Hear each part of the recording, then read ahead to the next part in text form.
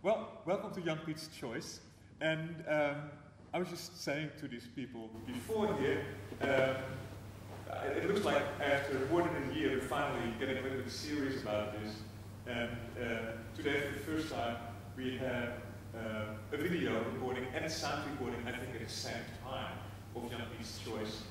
And Hiroko has volunteered to do this for us, which I think is marvelous.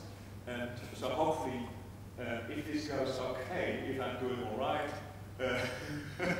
then we'll maybe get this posted on YouTube. So maybe you're now watching us on YouTube. But if you do, then you should know that we have been doing this for about a year, every Wednesday at noon. We play some music here in Arnhem, Australia, and I talk about it, and that's basically it. And what I always do, I'm going to do now too, of course, we're going to play some music, in this case with two of my wonderful students, Shae Leske, who just passed her A&B exam with an A+, and Jodie Ostenfeld, who just Shae Leske recording. We're going to play this marvelous piece of music, and then we're going to talk about it. And you can see if you can work out what this piece of music is all about, and maybe when it was composed, and maybe in which country, and all that sort of things. Yeah?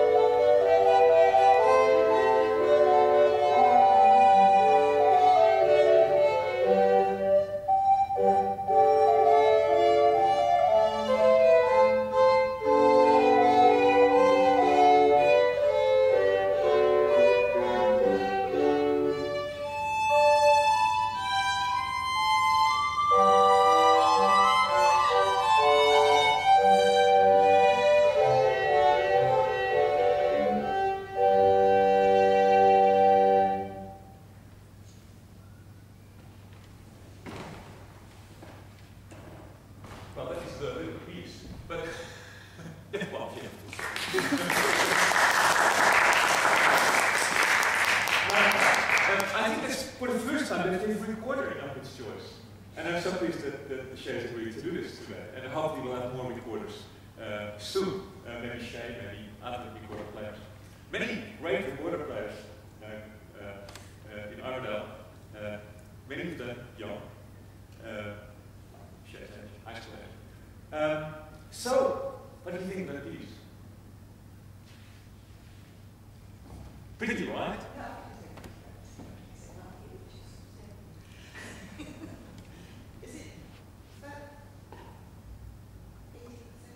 Yeah, pretty much 18th century. That's right on.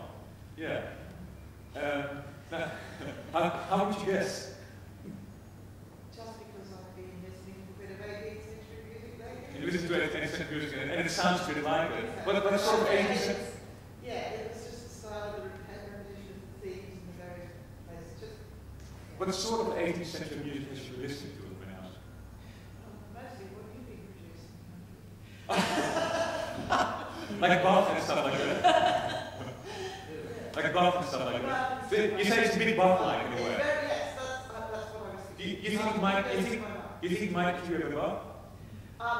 Is this like sort of a trick question? Because I was thinking it could be by Bach. Yeah. Yeah. Any Bach scholars who think it may be by Bach or not by Bach? Not what? You don't think it could be by Bach? No. But it's clearly that sort of time.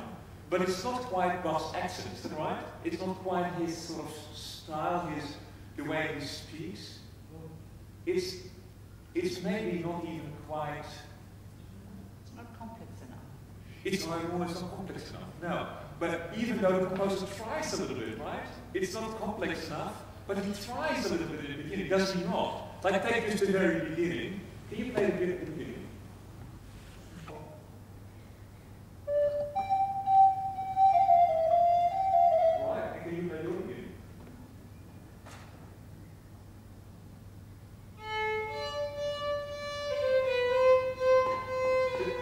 Same thing, right? Like they do sort of the same thing, but of course not at the same time. I do my beginning.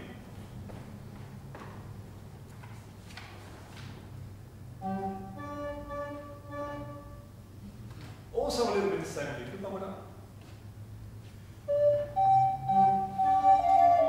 I'm sorry, yeah. So you and I. So we all do sort of the same.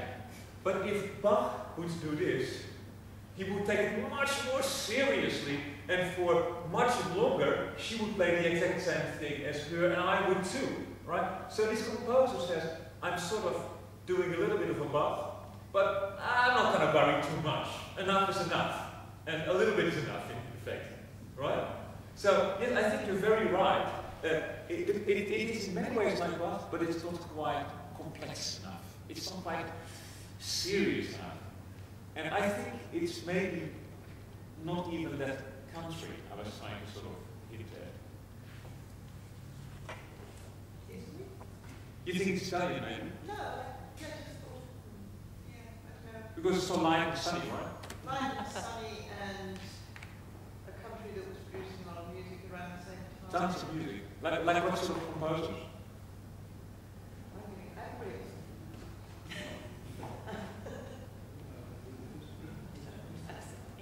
Well, the composer in Italy from this time, of course, Vivaldi. Yes, do you think it sounds like Vivaldi? Yeah, it has a bit of Vivaldi. But it's not Maybe quite. a Is it English? Is it English? You think because it's so reserved, right? Yes, yes, it does. So cool. I don't know. It's not English, but it could almost maybe be, but not quite. Dutch? No. There's almost no Dutch music to speak of, certainly at this time.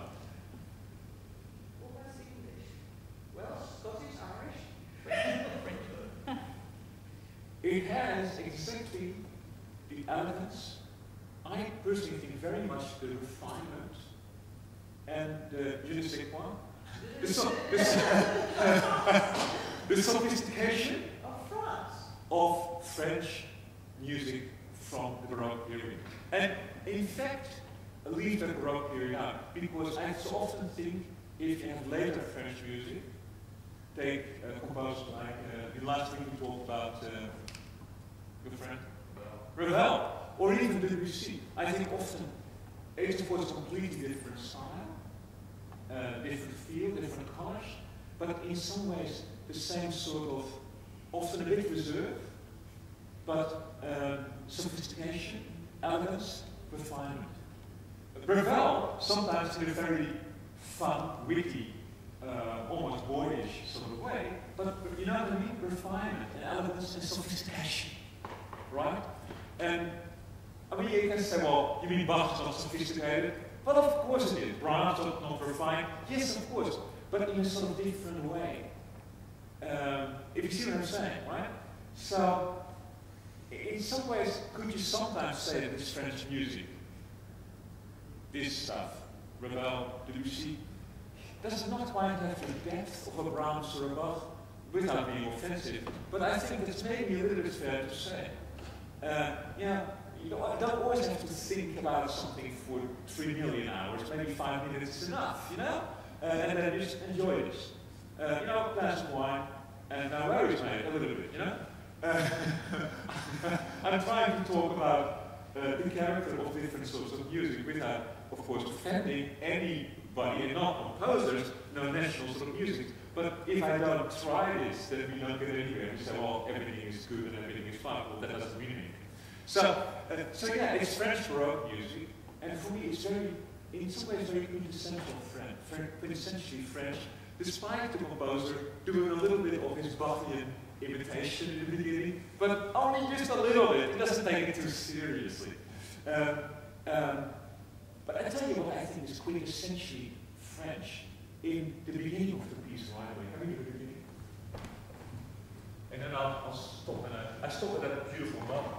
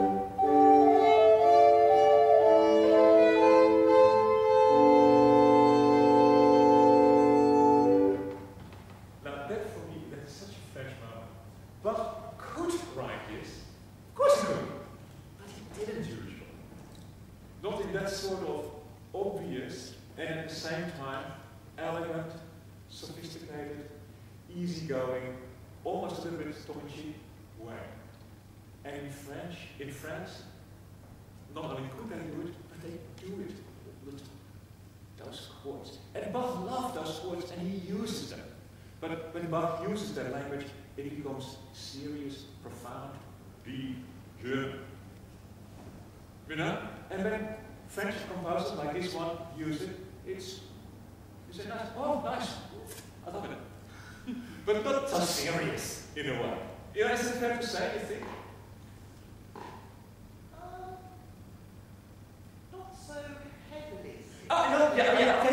No, of course. No, it would be terrible to say that the French were not serious. Of course, they were very serious in their likeness. Yeah. This is Molière as opposed to Racine. Now, there must have been some Racine. Yes, very good.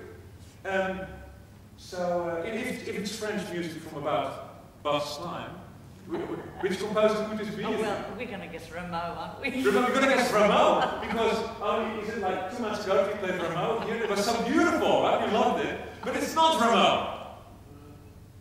And I tell you what the difference is with Rameau. Rameau and Hart is an opera composer. This guy, Hart, is a chamber music composer. Cute little piece in a small room in Dallas, I'm sure, or somewhere at home.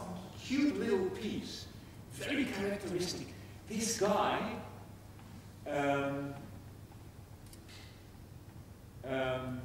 gives his pieces titles. In this case, no, but often his pieces have titles that refer to all kinds of things, but apparently also two people in very sophisticated, sort of witty ways. So not opera, but little satire, satirical sort of little poetry.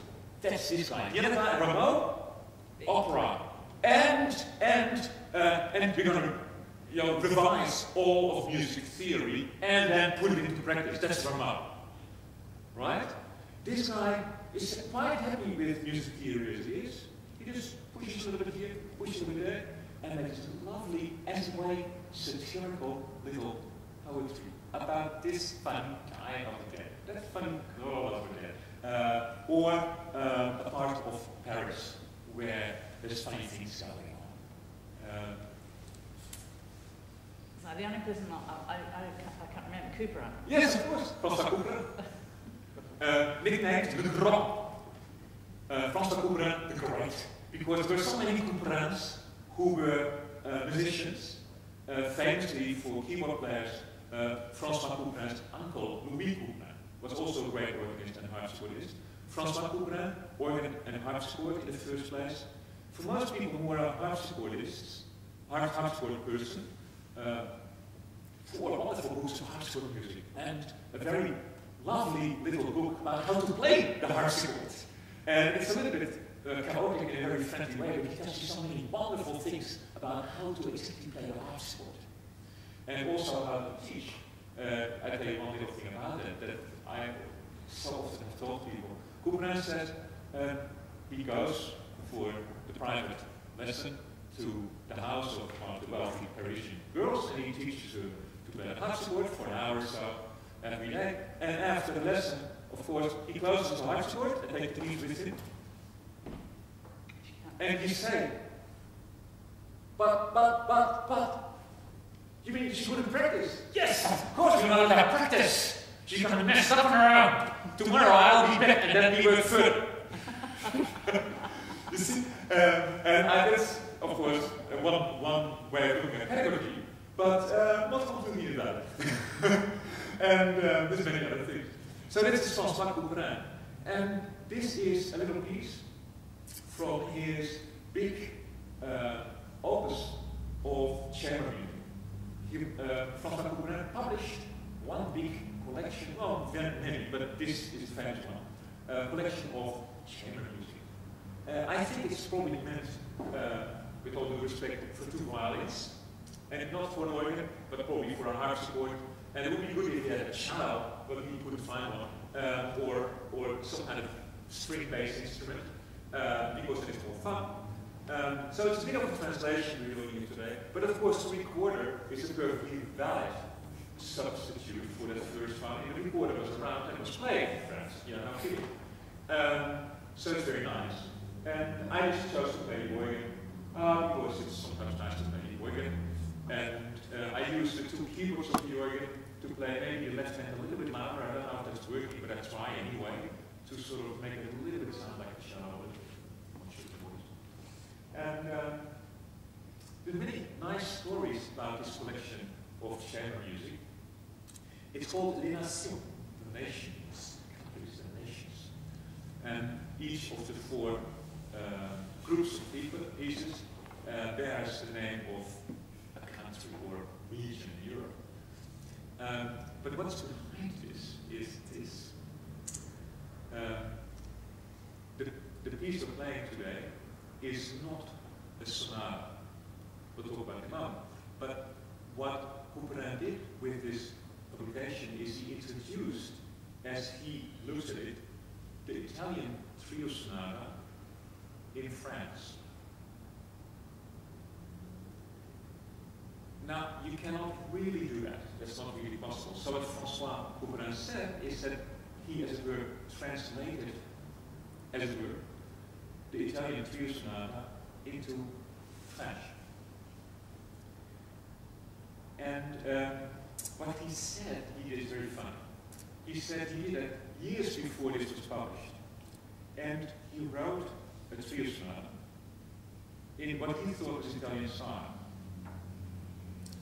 And he presented it at the French court under a pseudonym. He played around with the letters of his name, and produced an Italian-sounding name. I think it may have been Perugino. I think, but that's just my private idea. And he said to the people at the court, here is a trio sonata by the composer Perugino. And it was sent to me by a nephew I have at the court in Sicily or somewhere. Right? And he says he did this because he knows how the French love Italian music and sort of distrust their own French music. That's his words. So he says, my first trio sonata was greatly applauded under its false name. And he kept doing this. More and more trio sonatas, and finally he published them. Now, what is so nice is that finally Couperin says, I think you got to be kidding. How could you not believe? How could you believe that this was really Italian? Yes, it's an Italian form, but at heart, could you not hear how French his music was? And when he publishes it, the first piece of this book, he calls that trio sonata La Française. The French, please. He says, Italian trio sonata, you're gonna be kidding me. I pulled all you guys' slang, but of course it's not Italian. This is French, it's gonna be La Française. This piece comes from the book of trios, but it's not sonata, but what is it? What happens in this piece? Well, at the beginning is a bit of a canon, but only a little bit hinting at it, right? He does a little bit of Bach, but not too much. But what happens in the piece as we play? It's a short piece, you can play again if you like. You play it.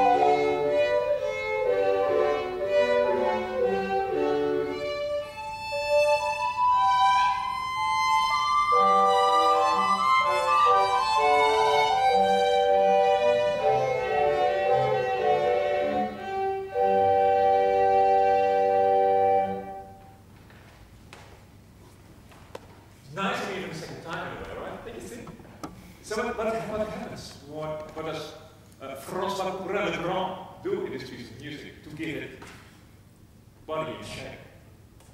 He repeats, like the stars repeated throughout the piece. Yes, there's this beginning bit that comes back, right? And in between, well, there's something else. Yes, different bits. In marvelously different ways, right? So basically, you have what we call that in school, maybe not think about it in school. You have a song, and something comes back all the time. The chorus, right? The chorus. In churches, they're called refrain, or is it also called chorus? Chorus. Refrain? Yeah, chorus or refrain. Yeah, both, right? Chorus or refrain. The word refrain, I suppose, first comes from French, right? Refrain, right? And now, if we use the same letter at the beginning, then maybe you can find a musical form that means the same thing. This is bit. Rondo? Rondo, yeah, it's a rondo. And of course, the term, musical term rondo comes from poetry, right? Yeah, it's originally a poetic device that then comes into music, via song, I suppose, and comes into music. And for Couperin, it becomes a bit more complex with Beethoven, more complicated. We'll talk about it some other time, maybe.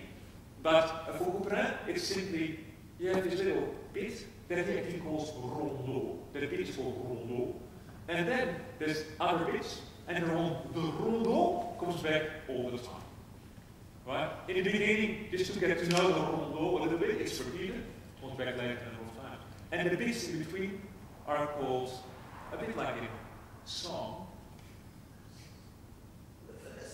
Not verses. Couplet. Couplets. Couplet.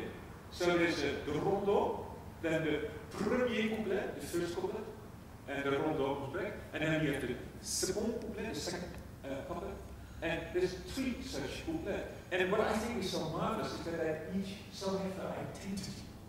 Like every couplet in between the stanzas, in between the rondo, is so different. And in a way, the first one is straightforward, pretty and sophisticated, beautiful, right? The second one goes a little bit, if you like, into minor, you know, a bit lyrical in a way. And the last one is so incredibly alive and almost exciting. But, you know, French word excitement, not violin which shows excitement. You know? But in its own way, very exciting, I think. And so light and really delightful. So I think this piece is totally marvelous.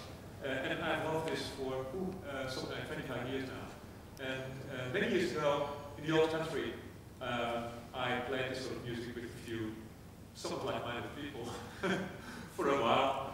And I thought about it the other day. So there's the 4 of us, and she's doing this, and he's doing that, and he's doing that, and I'm doing this. And in some ways, we're all 4 of us are, I suppose, fair to say, quite good in what we do.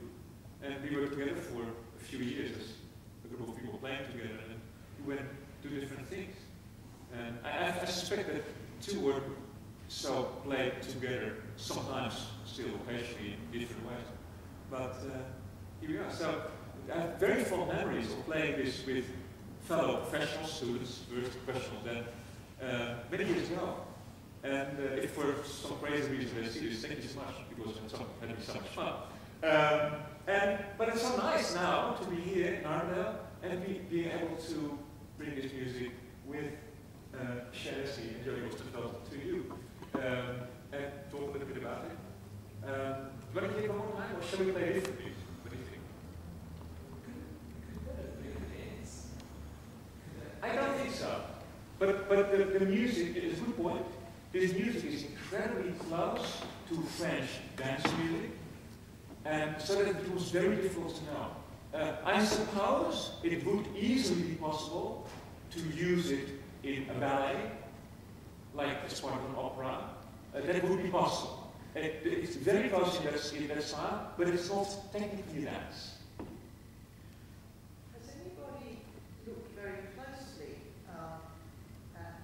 more closely at any possible link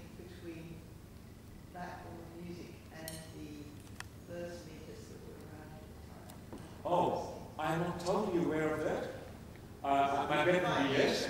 Yes. You're absolutely right that there's no doubt that this music is very, very much poetry. Composers and musical thinkers of the time thought of this sort of musical pieces as the equivalent in music of poetry. What was nice, interesting and nice in France is that in France there is also in music a sort of equivalent of prose. But I cannot talk about it today, I have to talk about it some other time. But it's very interesting. But yes, this is poetry with poetic meter and all that sort of stuff. Now, so you want to hear one time? I'll show you two different ones. What do you think? Yeah. Same? We do one more time. So, rondo, repeated for good measure, and then these three different bits in between the rondos. See if you can feel the different characters of these three couplets. And I must say, I totally love the last one, where Couperin in a very quiet, simple way goes a little bit out of his mind. But not really, right? But a little bit sort of. 2 glasses of wine.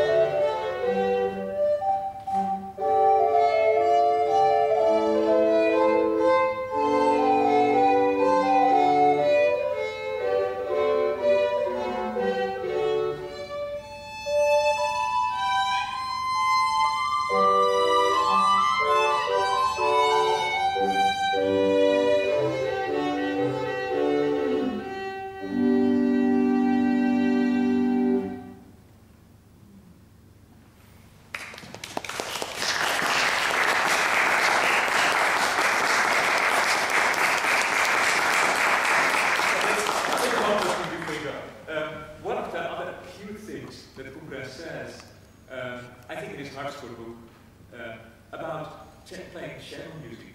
He says, nothing in music making is so nice and connects me so much with fellow musicians than being a good accompanist.